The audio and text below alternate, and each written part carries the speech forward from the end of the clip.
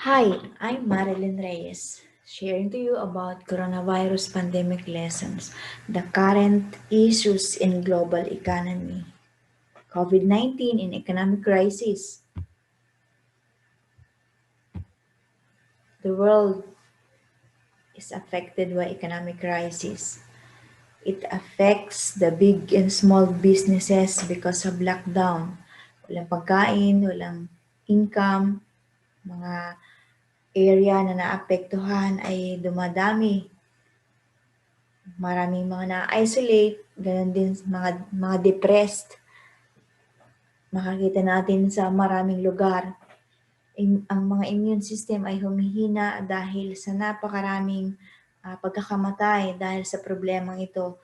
Pero ang pinakamalaking problema natin ay hindi tayo handa para sa sitwasyong ito.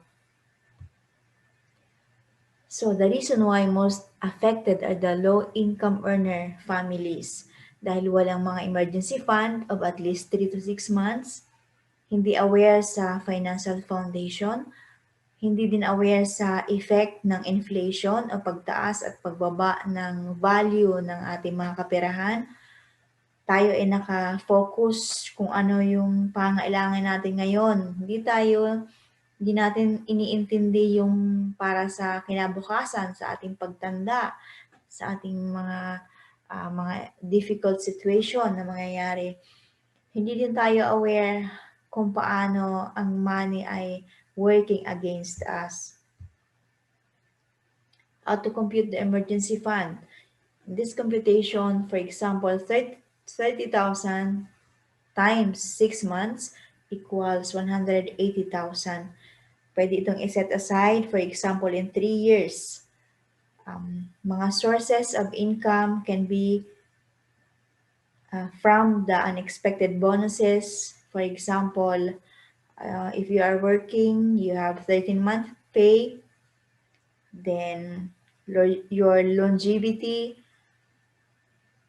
or you can get it from your income, monthly percentage from your income, or sometimes, for me, I set aside incomes from items purchased, discounts, or help from the government. Dito po sa Italy, tinutulungan ng gobyerno ang mga pamilya na kung saan mababa lang ang income. Kaya mga bata dito, below 18 years old, they are receiving help from the government monthly, maging sa mga libro nila, sa kanilang mga pag-aaral. Kaya pwede nating ilagay yon sa emergency fund. Why to save the emergency fund? In the financial institution that is easy to encash in times of need and gives a return higher than the bank. In this case, I can recommend one that I know if you are interested. Okay, how to compute the rule of 72, which speaks about the compound interest.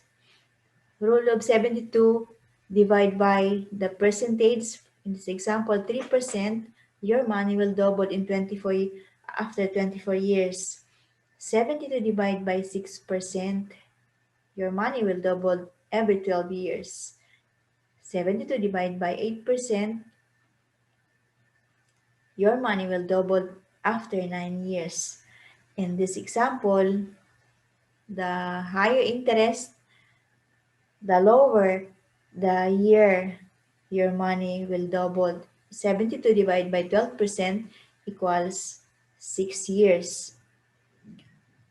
Okay, there is a graph here that said if you will save money $10,000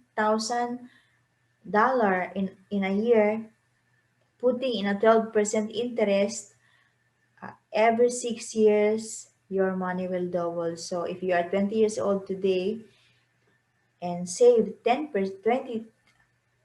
and save 10,000, in your age of 26, your money will become 20,000. In your age of 32, your money will become 40,000.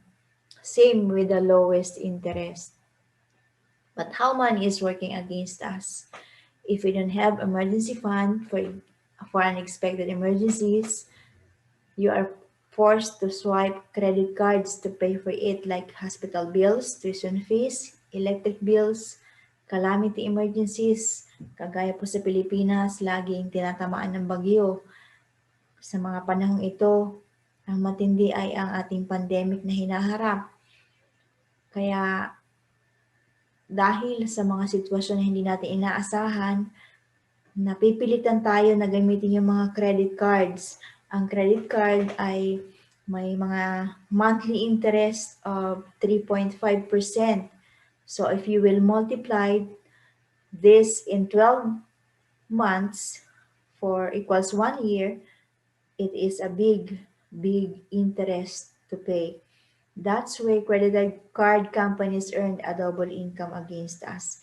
And the rule of 72 also is applied to increase our interest to pay. So sad to realize. If you want to learn more, we have an online talk about free financial foundation, more about where to put your money to grow better, discounts on purchases, because I know one company that is one-stop shop. You can get more discounts on your purchases, how to earn from home, and etc. If you are interested, please register below. I will put the link.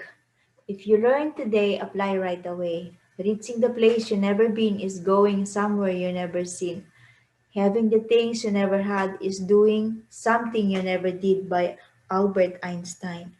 Thank you for watching. Please subscribe, share, comments. God bless.